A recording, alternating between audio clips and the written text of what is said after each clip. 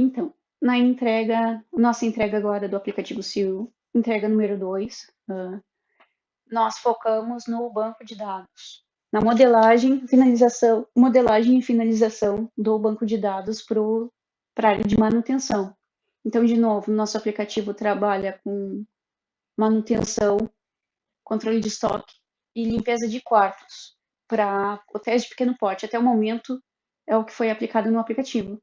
Então, fizemos o banco de dados para manutenção geral. Qual é a proposta?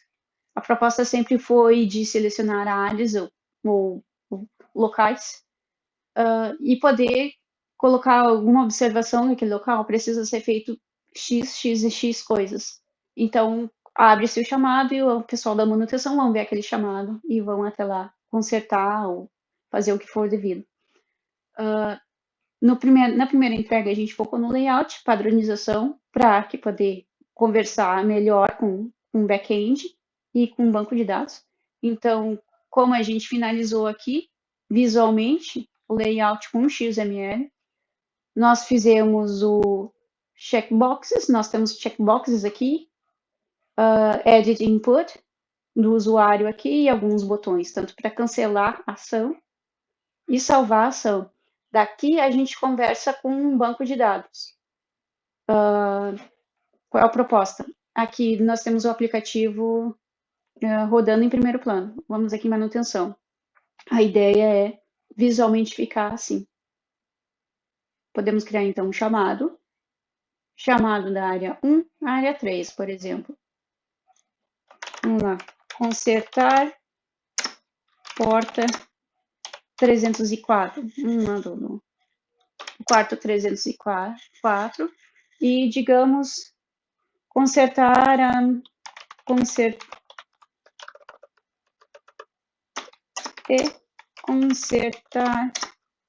pia da cozinha. Então, são partes da área 1, quarto 304 é da área 1 e a cozinha da área 3. A gente vem aqui, salva e pronto. Temos o feedback, no caso, um toast, que a gente chama, quando tem um feedback para o usuário se deu sucesso ou não, do salvamento do banco de dados. A gente, no nosso caso, deu sucesso, porque está conversando tranquilamente com o banco de dados.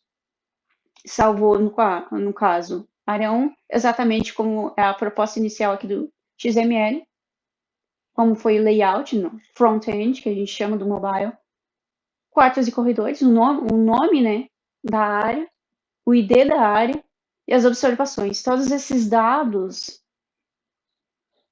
eles estão no banco de dados. Então, a gente tem aqui o adapter da ListView, e a ListView, no caso, é esse container aqui, e temos aqui o chamado aqui database, model, aqui nós temos então o banco de dados propriamente dito.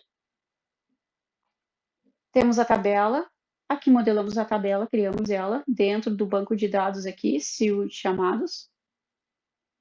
E nós temos o ID da área, nome, observações, exatamente o que está sendo mostrado aqui. Nome da área, no caso, por exemplo, aqui é quarto e corredores. ID da área, então nós temos a área 1 e a 3 com chamados ativos. E as observações das áreas. Então, como nesse caso foi um único chamado para as áreas, elas compartilham as informações aqui. Então, nosso banco de dados, completamente modelado. Fizemos aqui o banco, fizemos uma interface.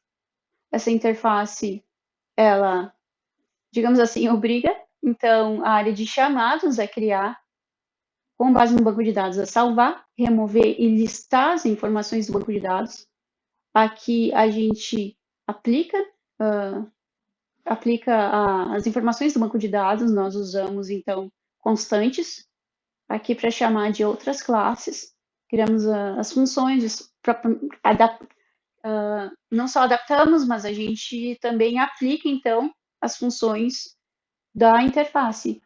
Salvar, remover, listar as áreas aqui, conforme solicitado aqui pelo usuário. Então, temos acesso total ao salvamento e a exclusão e a listagem dos itens do banco de dados. Então, a gente também pode vir aqui. Como é um banco de dados, então, a gente pode tranquilamente vir aqui, fechar o aplicativo. Vamos aqui iniciar ele de novo, se a gente quer. E as informações vão estar salvas aqui, porque o banco de dados está funcionando propriamente, assim como está mostrando aqui. E a gente tem também uma validação, assim, como necessário, de exclusão de item, para ter certeza. Se cancelar, item continua aqui. Vamos em frente, vamos deletar. Item excluído com sucesso. Então, a gente também tem um feedback para o usuário que o item foi excluído. E, novamente, banco de dados está salvo ali. Se a gente fecha o aplicativo, volta aqui, os dados continuam aqui. A gente usou, então, a classes adapter, tanto para DistView, para listagem, quanto para o próprio banco de dados, para conversação do banco de dados, que a gente usou SQLite. Também fizemos em Kotlin e Java. A área de manutenção foi primariamente em Kotlin. E então, a gente, nessa entrega, então, conversação do que foi feito na etapa número 1, layout adaptado e harmonizado, e na entrega número 2, banco de dados funcionando totalmente. Um banco de dados, então, a gente completou ele, está funcionando, e os dois, front-end e back-end, estão conversando completamente.